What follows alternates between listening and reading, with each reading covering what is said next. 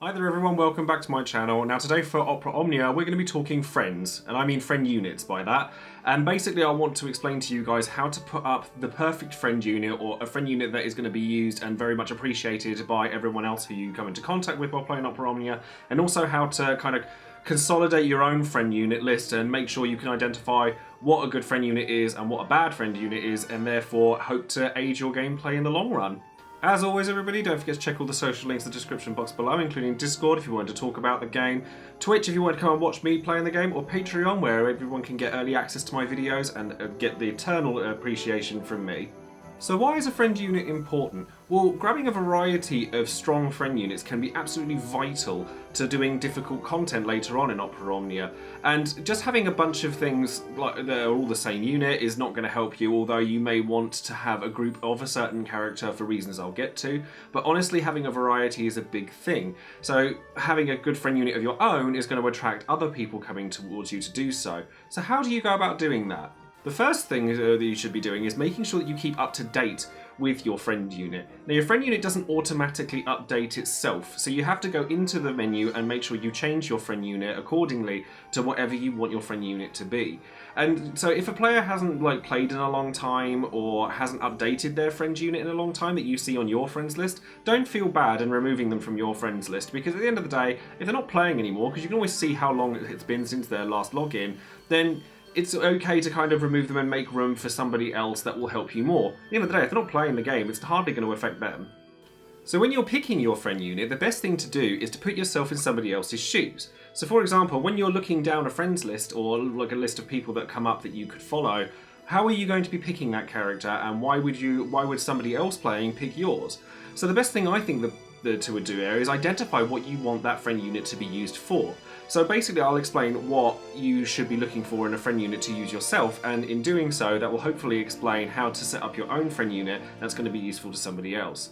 So I think that there's three kind of subcategories of friend units that people tend to put up, and one of those actually has a bunch of other sub-contents that I'll get to when I get to them, but the first one of those is going to be a farming friend. So farming friends tend to be used for things like the cycle quests, or any events that we have come up where you're expected to do it repeatedly in order to get the most rewards out of it. And there are loads and loads of characters that are really useful for this. They tend to be characters that do AoE, bravery HP damage, clear a wave really quickly so that you can just keep doing it over and over and over again and make the most out of the 5 turns that you've got with them. Some examples of really good farming friend units include Squall, who is a classic, and he's been really good since his 35 and Awakening came out, but his EX actually just adds to that. But you don't even need to have the EX for it to be useful for a farming friend, because his Renzakuken just comes in, Brave HP's AoE, does the job, you just use it repeatedly, wave cleared, done job. So you don't have to worry too much about that. But other characters that are really good for this include Garnet, who's after her 60 Awakening does bravery HP damage, Leon, who also does the same thing, and Sabin, which I think is still the only really good use for Sabin right now, but he is actually quite good at it. The second type of friend unit that you'll come across is going to be Flavour.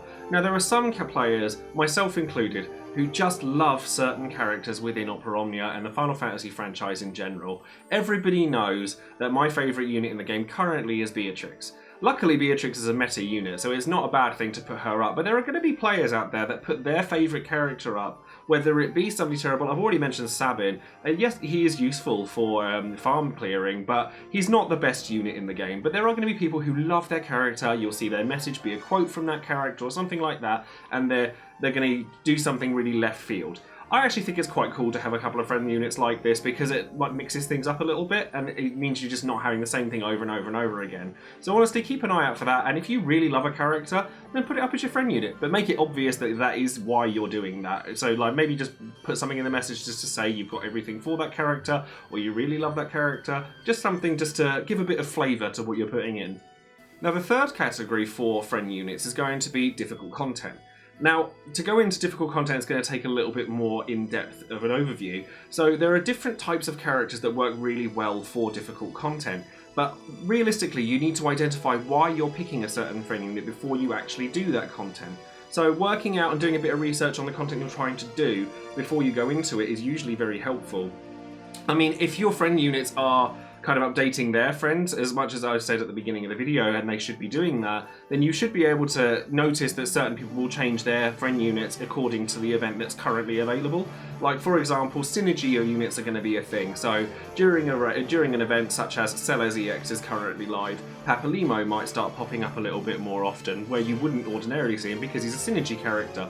So stuff like that is relevant. But generally speaking, there are 5 subcategories within the difficult content friend unit that I think are worth noting.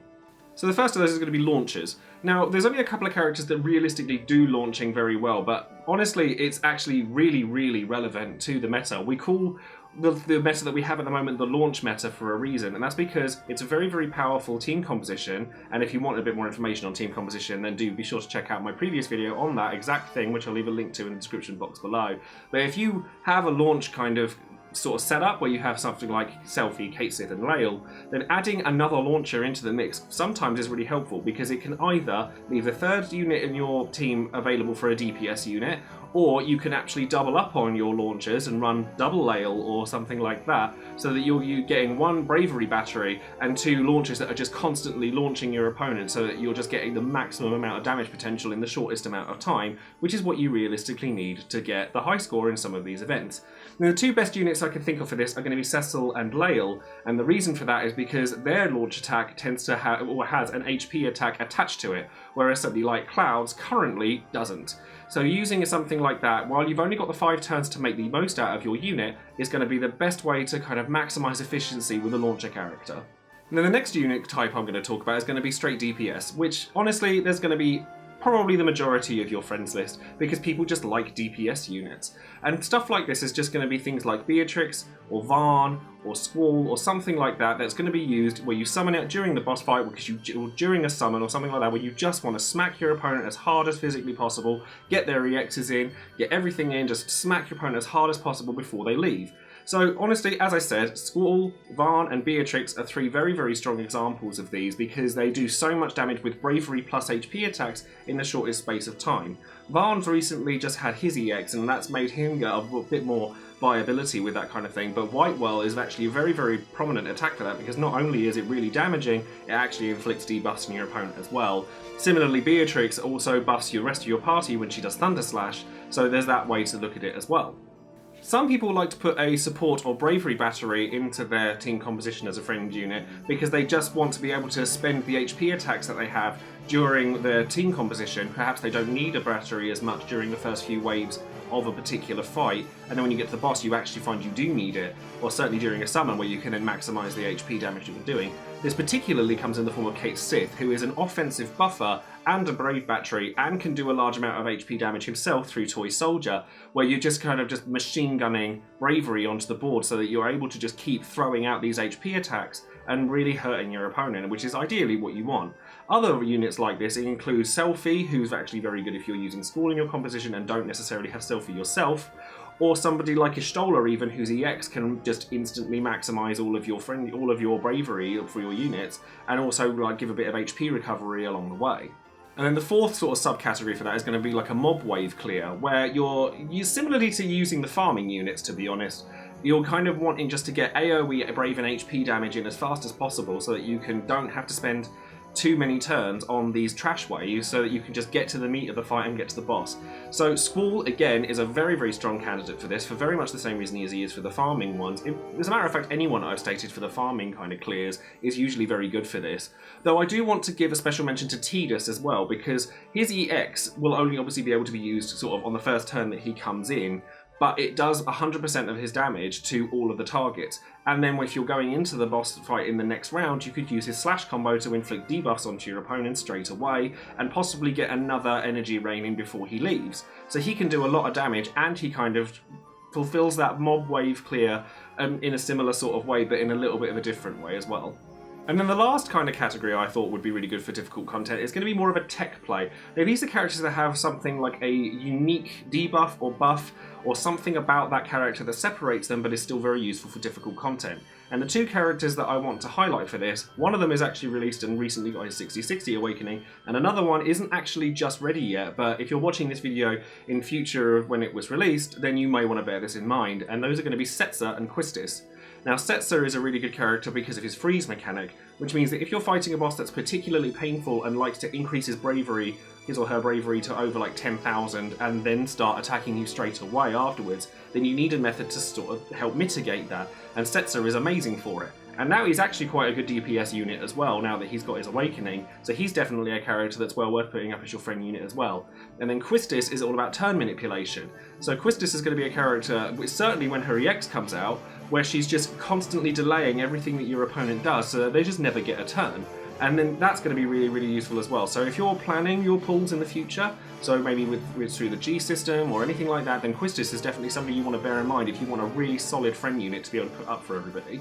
And then lastly, as I said, synergy characters are always going to be a thing when it comes to picking a friend unit, and if you've got people who are updating their friend unit constantly, then you might find that synergy characters will often pop up during an event when it's come.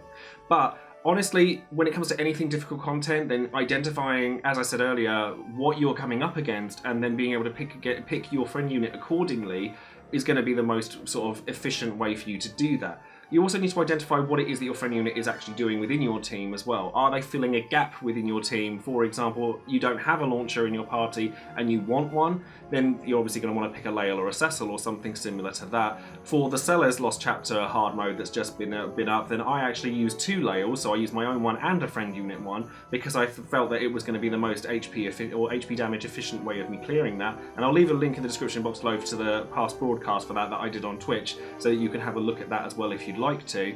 And also, you've just got to kind of bear in mind whether it's going to be a way for you to just maximize the HP damage in any way possible. Like I said, I used 2 Laels. You may want to use 2 of the same DPS, like 2 Beatrix is quite a common one. You might want to use 2 Kate Sith, one that's using Mog Dance and then the next one using Toy Soldier, and then alternating so you're not using up all your skill uses on your singular Kate Sith. There's lots of different kind of reasons for you to pick a certain friend unit, and lots of reasons for you to put out a friend unit of your own that you think is going to help people, but trying to identify why that character is getting picked is going to be the best way for you to pick somebody. So the last thing I want to touch on before this video ends is what a bad friend unit looks like, and therefore what you shouldn't be putting up and what you shouldn't be doing to those characters in order to make it so that you're not putting out a bad friend unit. And the reason you don't really want to be putting a bad one up is because it means that a lot less people are going to be wanting to follow you. And if you're not followed by the other person who you're following, you actually only get 4 turns out of that friend unit out of the maximum 5 that you should be getting if both parties are following each other. So putting out a bad friend unit is very, very bad in general for you and everybody else. So if you're doing this and not knowing that you're doing it, then that's fine. That's what this video is for. If you're doing some of this following stuff and you're doing it on purpose and you're knowing that it's a bad thing, then honestly, just stop being a skank. Putting out an incomplete character, if you have the option to put out a complete character, is a big no-no. You just pulled this major EX4 character you're really excited about, but you don't have the passives from their 15 or their 35. If you've been following any of the videos that I've been putting out recently, then you should go and check out the weapons guide that I've put out so that that doesn't happen. But picking a character and seeing that they've max limit broken an EX weapon and they've got all this nice stuff for it, and then having the friend unit come in and you summon them and then realise they don't actually have half the stuff that they should, is a big no-no, and it's really off-putting. Because you can't see, unless you really go into the details and you check every single friend character that you've come across and check all their abilities, check all their artifacts, check everything, which is a lot of hassle at the end of the day when you're doing it every time you summon somebody. It's just a real pain in the backside to have to kind of go, oh great, I've gotten this far and now I've wasted my time because my friend unit is useless. And this is, honestly, this is more of a pet peeve than anything else, but I'm sure I'm not alone in this.